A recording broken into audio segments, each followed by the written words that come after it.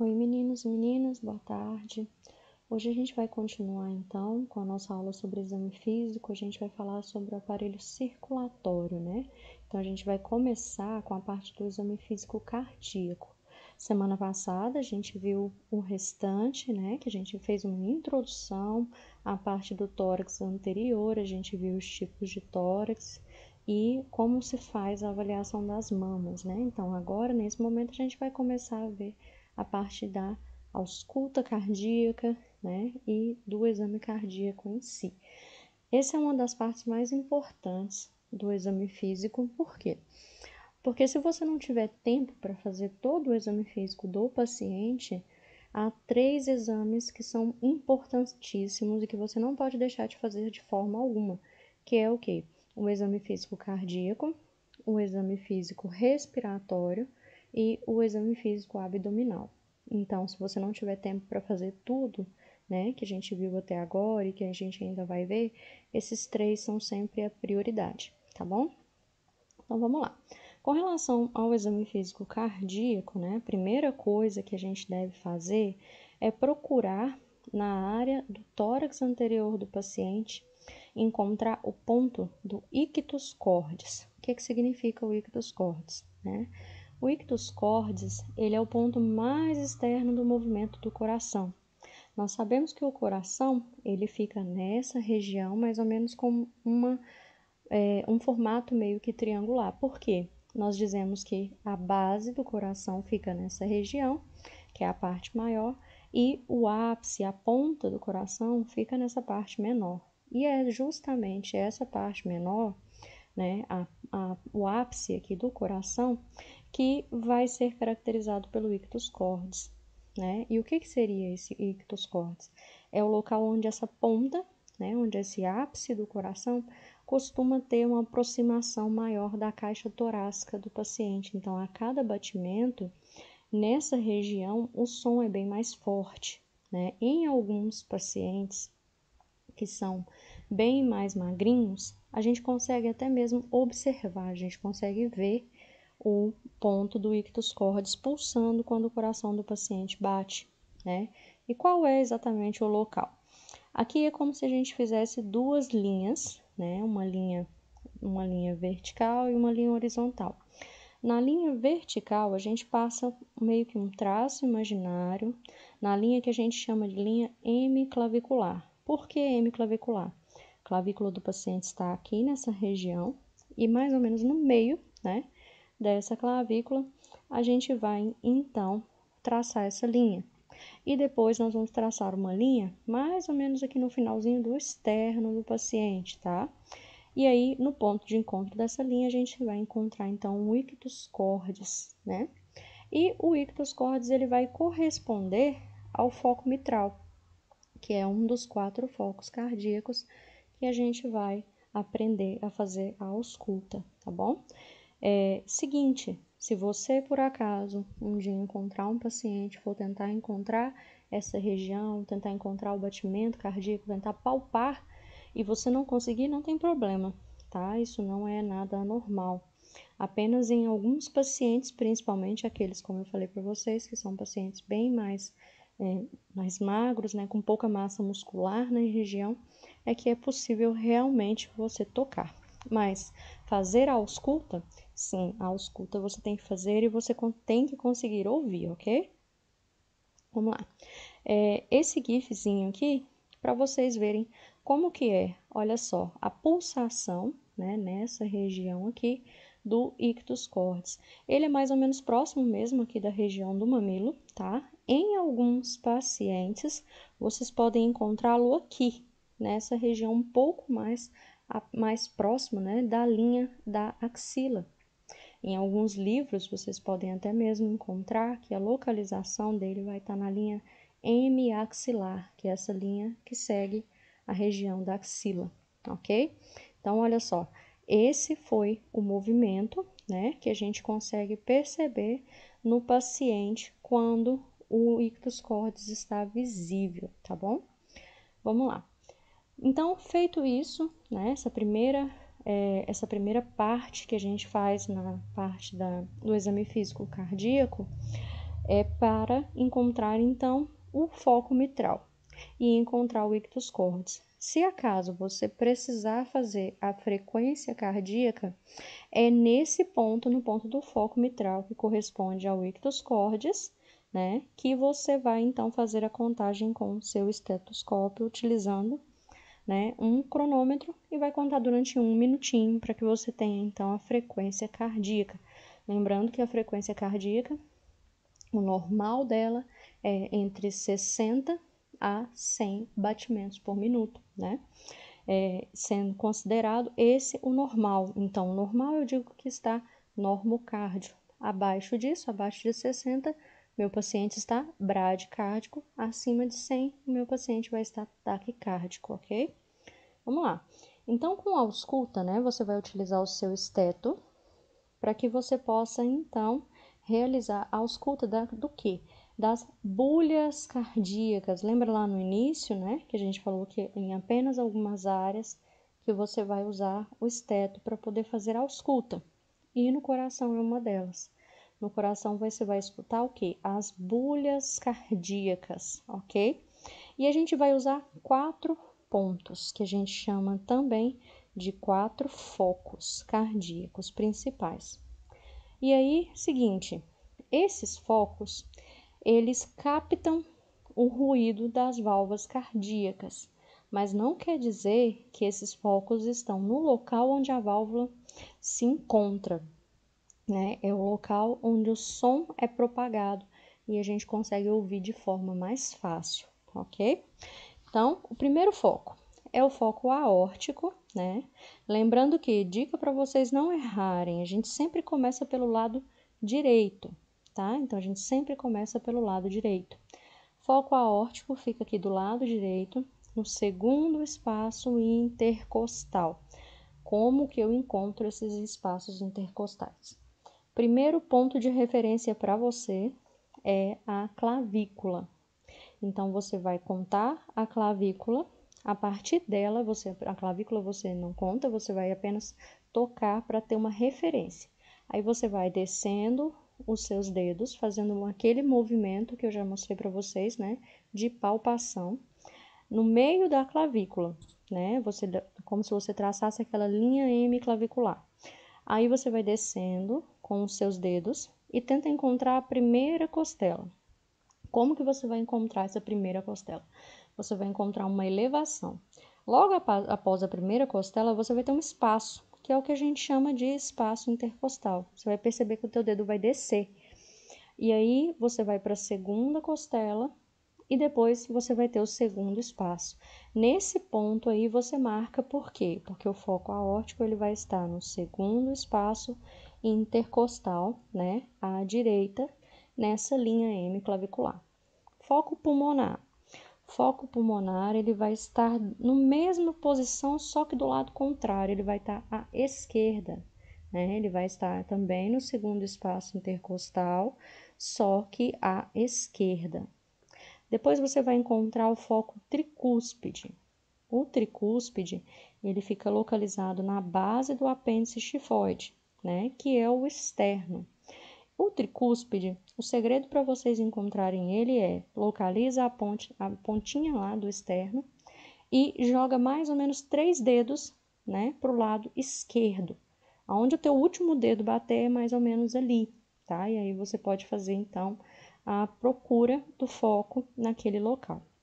E por último, o foco mitral, que é o que corresponde ao ictus cordis, né? Que vai estar ali no quinto espaço intercostal, na linha M clavicular, mais ou menos próximo do mamilo, né? À sua esquerda, ok? Então, olha só, tendo aqui a clavícula, né? Como ponto de referência, cada vez que você sentir uma costela, você conta essa costela e o próximo espaço é considerado como um espaço intercostal. Seria mais ou menos esse espaço aqui, ó. E aí, no primeiro, no segundo, você vai ter, então, o foco aórtico, mais ou menos nesse ponto aqui. Do outro lado, a mesma coisa, né? Você vai fazer a mesma contagem e aí você vai ter o foco pulmonar do lado esquerdo. O foco tricúspide, né? Ele vai estar aqui próximo à base do apêndice xifoide. Pode ser que você não o encontre tão próximo assim, por isso a dica que eu dei para vocês. Joga mais ou menos 3 dedos aqui para o lado esquerdo, que pode ser que você o encontre nesta posição. E o mitral, que pode estar aqui na metade, né, da linha hemiclavicular. Quinto espaço, olha só, 1, 2, 3, 4, né? E quinto espaço. E ele pode estar nessa posição ou então um pouco mais aqui próximo da linha axilar. Por que essa diferença? Porque nós temos variações anatômicas de pessoa para pessoa. Então, é bom que você faça essa ausculta sabendo dos locais, mas que você tente encontrar de acordo com o paciente, porque isso pode mudar de paciente para paciente, ok? Bom, e o que eu vou ouvir, né? Eu vou ouvir as bulhas cardíacas e eu vou ouvir principalmente a B1 e a B2, a B1 e a B2. Isso quer dizer que a B1, ela vai estar ligada ao início da sístole, ela vai estar ligada ao início da contração dos ventrículos e ela corresponde ao TUM, né? A gente usa uma onomatopeia para poder representar os sons cardíacos. A gente diz que os sons cardíacos são representados pela onomatopeia tum-tá, tum-tá. E a tum-tá, elas correspondem a B1 e a B2, sendo que o tum é a mesma coisa que a B1. E essa B1 seria o quê? A contração ventricular. Já o tá, né, ele corresponde ao enchimento ventricular e ele corresponde a B2. Então, a ordem sempre vai ser essa. Você sempre vai ouvir tum, tá, ok? Bom, a gente avalia, então, se está presente a B1 e a B2, nesse sentido, né, de tum, tá. E aí a gente vai, então, observar o ritmo e a velocidade desses batimentos. Podemos observar a presença de sopros, né? Eu trouxe um videozinho para vocês ouvirem aqui como que nós podemos ouvir um sopro. E aí você vai observar se entre a B1 e a B2, se entre o tum, tá, você não ouve nenhum tipo de ruído parecido com um sopro mesmo, né? E aí, a gente vai, então, classificar qual foi o tipo de batimento que você ouviu. Se estiver tudo normal, a gente classifica como bulhas normofonéticas, né? Em 2 tempos. O que quer dizer isso? Quer dizer que o coração está batendo de forma normal, né? Os fonemas estão normais e ele está batendo em 2 tempos. O que é 2 tempos? B1 e B2. Né? Quer dizer que o coração está fazendo ali o tum e o tá. Bom, e aí outra forma também que vocês podem usar é a forma abreviada, né, desse termo técnico, que é o BNF2T, muito utilizado quando se vai fazer relatórios, ok? Bom, esse link aqui eu vou colar para vocês na turma, né, do Class. Eu gostaria que vocês dessem uma olhada depois, tá? Eu não vou reproduzi-lo aqui, porque são muitos sons, e é um link que ele foi feito para que vocês o escutassem com fones de ouvido. Então, eu vou depois disponibilizar ele para vocês, e aí nós temos lá nesse link, né, uma forma bem didática de demonstrar para vocês quais são os sons que vocês devem ouvir na ausculta. Lá vai ter o som normal do coração, né? Vai ter o som das válvulas, vai ter também o que você ouve em cada uma e vai ter também as possíveis alterações. Muito legal, não deixem de dar uma olhada nessa página, tá? É uma página independente, mas os sons que estão lá, eu dei uma escutada, eles estão todos corretinhos, vocês podem olhar, tá bom? Bom, trouxe esse videozinho aqui para que vocês entendam melhor como é o funcionamento das bulhas cardíacas normais e como é o funcionamento do sopro, como eu falei para vocês, ok? Prestem bem atenção. Na ausculta cardíaca de um paciente normal, podemos escutar 2 sons distintos, que se repetem ao longo do ciclo cardíaco. Esses sons são denominados de primeira bulha e segunda bulha. Sendo que a primeira bulha, representada por B1, ocorre na sístole e a segunda bulha, representada por B2, ocorre na diástole. O som da primeira bulha ocorre devido ao fechamento das válvulas mitral e tricúspide. que são as válvulas atrioventriculares. Podemos então dizer que B1 é composta de M1 e T1. Já o som da segunda bulha acontece por causa do fechamento das válvulas aórtica e pulmonar, que são denominadas de válvulas semilunares. Do mesmo modo, vamos então dizer que B2 é composta de A2 e P2. Para entender melhor o ciclo cardíaco e a relação com as bulhas cardíacas, vou sugerir que vocês vejam a aula do ciclo cardíaco e do diagrama de Wiggers. Vou deixar um card de sugestão. Para reproduzir o som da primeira bulha, usamos o som onomatopeico tum, e a segunda bulha usamos o tá. Vou desenhar o gráfico do fonocardiograma mostrando a primeira e segunda bulhas e também vou colocar a relação temporal com a sístole e a diástole. Agora sugiro que vocês utilizem o fone de ouvido para escutarem a representação sonora da primeira e segunda bulhas ao mesmo tempo que olhamos para o fonocardiograma.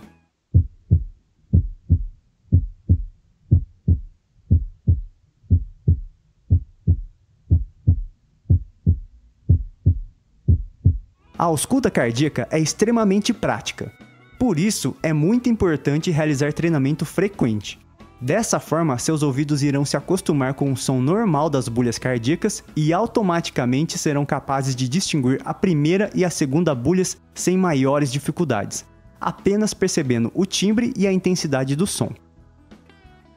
Agora vamos aproveitar e falar de uma variação da ausculta cardíaca normal, que é o desdobramento fisiológico da segunda bulha. Ele ocorre em algumas pessoas durante a inspiração e desaparece na expiração. Isso porque, quando inspiramos, fisiologicamente existe um aumento do retorno venoso, ocasionando maior enchimento do ventrículo direito. Consequentemente, ele demora mais para esvaziar e assim acontece um atraso no fechamento da válvula pulmonar. Dessa forma, o componente P2 da segunda bulha fica um pouco distanciado do componente A2. Representaremos tal som como TRA, como se tentássemos falar duas sílabas tá com distância de milissegundos. Agora, sugiro que vocês coloquem o fone de ouvido para escutarem a representação auditiva do desdobramento fisiológico da segunda bulha ao mesmo tempo que observam o gráfico do fonocardiograma.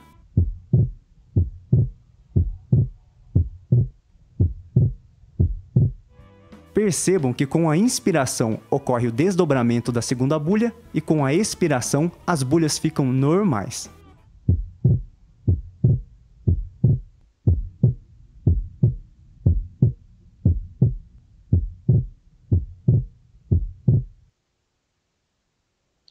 Ok, pessoal, então espero que tenha, dado para vocês escutarem.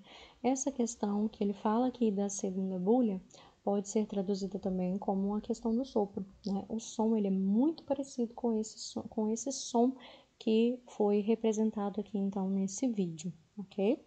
Bom, de novo, no nosso modelo, eu trouxe para vocês verem mais ou menos uma localização, para vocês verem como que a questão da fisiologia, das mudanças fisiológicas que cada pessoa tem, nós temos algumas pequenas diferenças. Olha só, o foco aórtico deste paciente se localiza nessa região, pulmonar nessa região, tricúspide um pouco fora, aqui como eu falei para vocês, questões de mais ou menos uns 3 dedos, o apêndice xifoide provavelmente está por aqui, mais ou menos uns 3 dedos para o lado esquerdo, e o mitral na linha hemiaxilar, tá bom? Bom, como vocês viram no vídeo, uma das dicas que eu dou para vocês, treinem bastante em casa. Tentem encontrar os focos, em um paciente, em alguém que tenha na sua casa, a sua cobaia. E aí você vai tentar, então, encontrar os focos e tentar ouvir os sons, tá bom? Vamos lá. Continuando, então, na questão do exame físico cardíaco, devemos fazer a frequência cardíaca, palpar os pulsos periféricos do paciente. E aí nós temos aqui no número 1, pulso temporal, número 2, pulso carotídeo, número 3, aqui o pulso braquial, no 4, o radial, no 5, o pulso femoral, no 6, popilíteo, que fica atrás, do joelho, não na frente, O 7, a gente tem o pedial posterior, que ele a gente tem aqui então o pedial, que é nessa região do peito do pé, na parte de cima. E aqui dentro a gente tem mais um, né, na região do maléolo, que é aquele ossinho que a gente tem no pé. Logo abaixo dele, nessa região mais ou menos na parte de dentro, né, a gente vai ter também o pulso pedial anterior, ok? E aí, meninos, nós devemos observar junto com a parte do exame físico cardíaco, né? Nós devemos observar a presença principalmente de cianose nas regiões do corpo do paciente, principalmente cianose perilabial ao redor da boca, né? E cianoses periféricas nas regiões mais extremas, como as pontas dos dedos, das mãos e dos pés, tá? Por quê? Porque tudo isso está ligado, né, com a circulação do paciente, então a gente tem que observar também. Bom, vamos falar agora de aparelho respiratório, né? O cardíaco, basicamente, o que nós fazemos é a inspeção do tórax e fazemos a ausculta, determinamos a frequência e palpamos os pulsos. Agora, do exame respiratório, né, do aparelho respiratório, a gente deve seguir uma localização das principais regiões. Esse desenho, ele demonstra para vocês mais ou menos umas 9 regiões em que a gente pode utilizar. Mas eu sempre ensino para os meus alunos as principais. A gente tem algumas regiões aqui que são mais importantes, né? A gente deve então dar prioridade para essas regiões. Vou colocá-las de vermelhinho aqui para vocês perceberem. Que são essa região, né, que a gente diz que aqui é o ápice do pulmão. Essa daqui que a gente diz que a gente estaria pegando a região do terço médio do pulmão e essas regiões que nós estaríamos aqui então fazendo uma inspeção, né, uma ausculta da região da base pulmonar. Então, se você quiser fazer todas as 9 regiões, ok, não tem problema. Mas, se você tiver pouco tempo e se você quiser fazer apenas as principais, essas que estão pintadinhas aqui de vermelho são as mais importantes. Por quê? Porque elas compreendem as áreas, né, em que nós podemos, então, observar de uma forma geral, né, o pulmão do paciente como um todo. Então, elas são mais práticas, né? Olha só, mais ou menos aqui o desenho, né, do pulmão e as áreas correspondentes. Podemos fazer na frente também, tá? Mas, como o som cardíaco aqui é muito forte, né?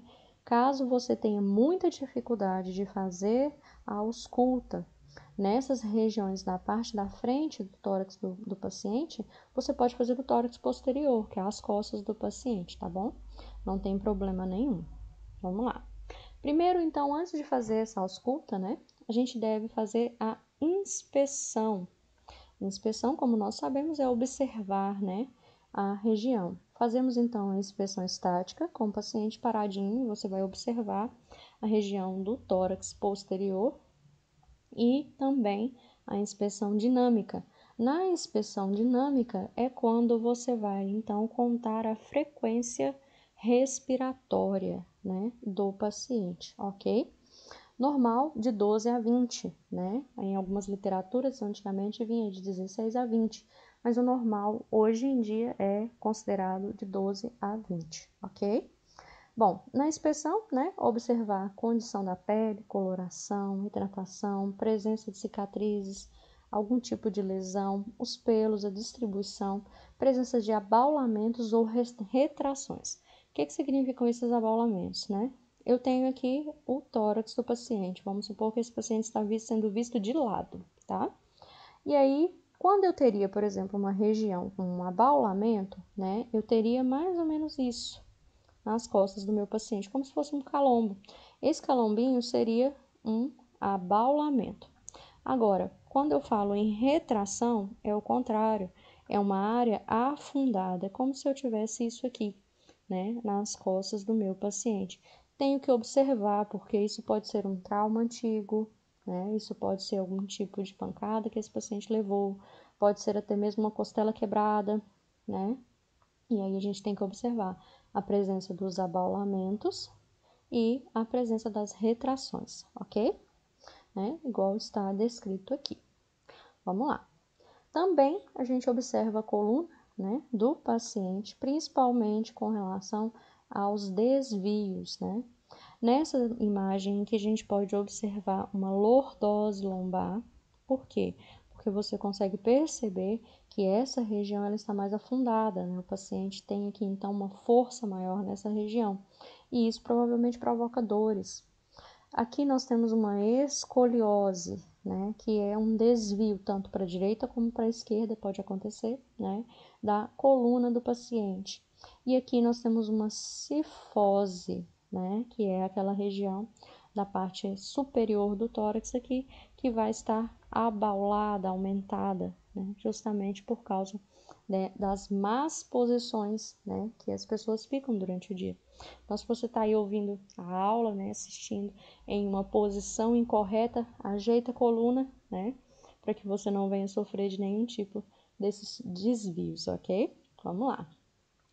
Continuando na parte da inspeção, como eu falei para vocês, né, a gente deve realizar a frequência respiratória, o normal entre 12 e 20 RPM. O que são RPMs, né? São respirações por minuto. Né? Isso aqui é o ritmo que a gente chama de eupneico. O ritmo eupneico é aquele ritmo que se encontra entre 12 e 20 respirações por minuto. A gente diz que está bradipneico, o paciente que está com respiração menos do que 12, e taquipneico, o paciente com respiração acima de 20, né, respirações por minuto. Também devemos observar a movimentação respiratória quanto à sua amplitude. O que é isso? A amplitude é o tempo que o paciente leva para inspirar e expirar. Quando eu digo que o paciente está com uma respiração curta, é aquela respiração bem curtinha mesmo, ela demora pouco, né? Por exemplo, o paciente vai inspirar e expirar de uma forma rápida, bastante curta. Ou uma inspiração longa, que é aquela inspiração em que ele vai demorar para fazer inspiração e expiração, ok? Profundidade, superficial ou profunda. Superficial seria aquela respiração que junto com a curta, né? Elas costumam estar bem próximas. Junto com a curta, você vê o tórax do paciente, né? Fazendo um movimento leve. Já a profunda, você consegue perceber muito fácil, né? O movimento do tórax do paciente. Ela provavelmente está ligada às respirações de amplitude longa, né? E aí você consegue ver, por exemplo, como se o paciente estivesse fazendo um pouco de esforço para poder respirar. Com relação ao ritmo, a gente tem que observar se ele é regular ou irregular. O que seria isso? Ritmo regular, né? Quer dizer que ele respira sempre com o mesmo espaço de tempo. Irregular significa que esse espaço de tempo ele muda de uma respiração para outra, ok? E aí a gente tem alguns achados anormais, né? Esses achados anormais vocês podem encontrar quando fizerem a observação da respiração do seu paciente, e tudo isso aqui são achados importantes que você tem que ficar atento, tá bom? Primeiro é a dispneia, que é a dificuldade para respirar, que o paciente ele vai demonstrar um cansaço, ele vai demonstrar que ele vai fazer força para respirar e que ele vai se sentir principalmente cansado, né? A taquipneia. A taquipneia é aquela respiração bastante rápida e ela é superficial. Taquipneia, lembrando que está sempre acima de 20 respirações por minuto. Já a bradipneia é uma respiração mais lenta, também superficial, e ela está menos, né? Ela sempre vai ser menos do que 12 respirações por minuto. A apneia. A apneia são aqueles movimentos, né? Aqueles momentos, na verdade, em que o paciente tem uma pequena pausa, né? O paciente está respirando e de repente ele para um pouco e aí depois ele continua respirando normalmente. Então, a apneia, ela é a ausência de movimento respiratório, mas ela não é uma parada respiratória. Ela é uma ausência de movimento respiratório, né? Momentânea em alguns momentos, ok? Hiperpneia. Hiperpneia é a respiração do paciente muito rápida, geralmente após ele ter feito exercício físico intenso, tá?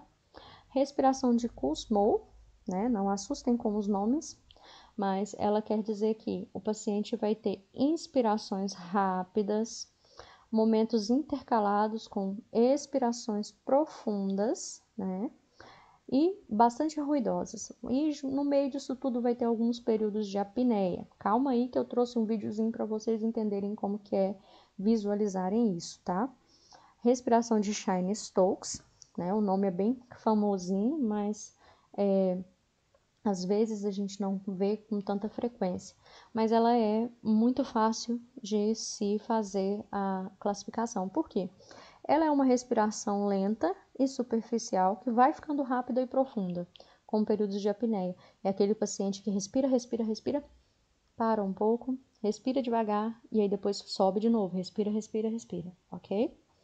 Bom, temos também platipneia, que é a dificuldade do paciente em respirar na posição ereta, né? Se ele ficar em pé, ele fica com dificuldade para respirar, mas se ele se deitar e ir para a posição dorsal, por exemplo, ele vai ter facilidade, né, para respirar. Essa dificuldade melhora. Ortopneia, ela já é o contrário. Ortopneia é quando ele tem dificuldade de respirar na posição dorsal, na posição deitado. Quando ele senta ou quando ele se levanta, isso melhora. E, por último, nós temos a trepopneia, né? O nome é bem diferente, mas é a situação em que o paciente fica mais confortável para respirar deitado de lado, em decúbito lateral, tanto direito quanto esquerdo, ok? Videozinho para vocês com os ritmos respiratórios, né? De novo, peço que vocês coloquem o fone de ouvido para que vocês e prestem bem atenção, né? No movimento que vocês vão perceber a paciente fazendo para que vocês consigam ter uma ideia de como que é, tá bom? Nesse videozinho tem não só um ritmo respiratório normal, quanto alguns dos anormais que eu falei anteriormente.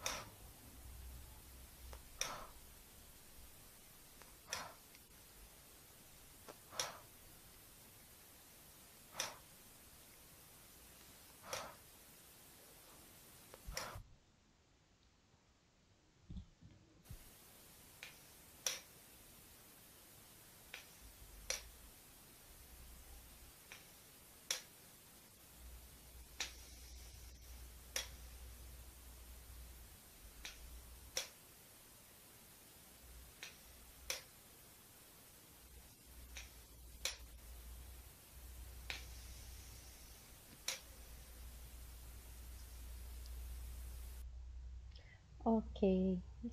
Se você, ao assistir esse vídeo, você ficou de olho na bolinha subindo e descendo, né? E não reparou no tórax da paciente no fundo, eu peço que você volte e assiste de novo, tá? Por quê? Porque eu preciso que vocês prestem atenção no movimento que o tórax do paciente faz. Por quê? Esse aparelhinho que vocês viram aí, né, a bolinha subindo e descendo, é um espirômetro, né, que a gente utiliza para fazer testes.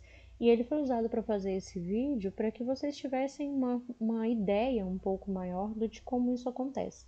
Mas o que importa para a gente é o movimento que o tórax do paciente faz lá no fundo, porque é esse movimento que nós vamos observar nos nossos pacientes, né? Não é todo dia que nós vamos ter um espirômetro desses, né? Seria muito bom se tivéssemos, mas como nós não temos todos os dias, não temos sempre disponível, você tem que observar o paciente, tá bom? Então, se você ficou com dúvida, quiser acompanhar, volta o vídeo aí e reveja, ok? Vamos lá. Também a gente deve observar, né, a presença da tiragem intercostal. O que é isso? É um movimento aumentado das costelas, né, na inspiração e na expiração. Isso significa que o paciente está com dificuldade para respirar, ele está com dispneia. Essa imagem é de um bebê, né, mas também vocês vão encontrar isso em adultos, né, esse movimento das costelas. Olha só, você consegue observar a respiração através dos espaços intercostais. Vamos lá. Palpação, né? Nós fazemos a palpação na região do tórax do paciente para que a gente possa observar a pele, né? Para que a gente possa observar o tecido subcutâneo e para que a gente possa observar também a presença de algum tipo de abaulamento ou de retração, como eu falei anteriormente. Depois nós vamos avaliar o frêmito tóraco vocal, né? O que seria esse frêmito tóraco vocal? É a vibração do ar, né, durante a fala do paciente. Lembra que a gente viu, né, na região do pescoço do paciente, justamente na traqueia, a gente faz o frêmito, né, naquela região também para ver a vibração do ar. Aqui no tórax posterior do paciente a gente faz também, só que aqui o nome é frêmito tóraco vocal. Como que eu faço isso, né? Eu vou colocar as mãos nas costas do paciente. Pode pôr em qualquer uma dessas regiões aqui, tá? E aí eu peço ele para que ele fale 33, né? O som do TRI, bom, o som, né, do TRI, ele vai fazer com que o ar no pulmão do paciente, ele faça essa vibração. E você vai sentir, né, a sua mão com as pequenas vibrações que são relacionadas a esse ar durante a fala do paciente, ok? Então aí você vai observar e vai dizer se está normal, aumentado, diminuído ou se há ausência desse frêmito, ok?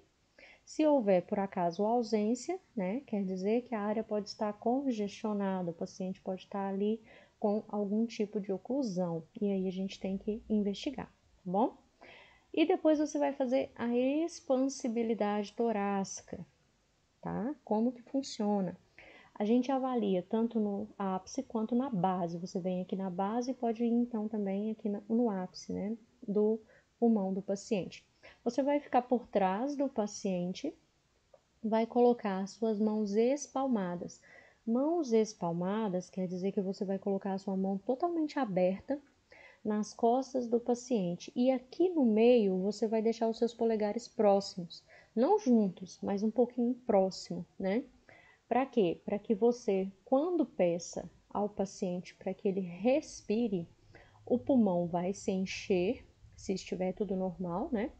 O pulmão vai se encher e automaticamente as suas mãos vão se separar. Como assim? Você vai colocar a mão nas costas do paciente e você vai pedir para que ele respire. Nesse momento você não vai tirar a sua mão, você vai deixar a sua mão totalmente fixada no local. O que vai movimentar a sua mão é a expansão do pulmão do paciente. Faz o teste aí na sua casa, né? Tenta ver como funciona. E aí o que vai acontecer? Os seus polegares, que estavam próximos no meio ali, próximo à coluna do paciente, eles vão se afastar com o enchimento do pulmão do paciente. E aí você observa se vai afastar as duas, né? Se os dois vão se movimentar as duas mãos ou não. Por quê? Porque se houver uma área congestionada, uma área ali obstruída, apenas uma das suas mãos vai se movimentar e a outra vai ficar parada, tá bom? E isso a gente diz se a expansão é simétrica, né?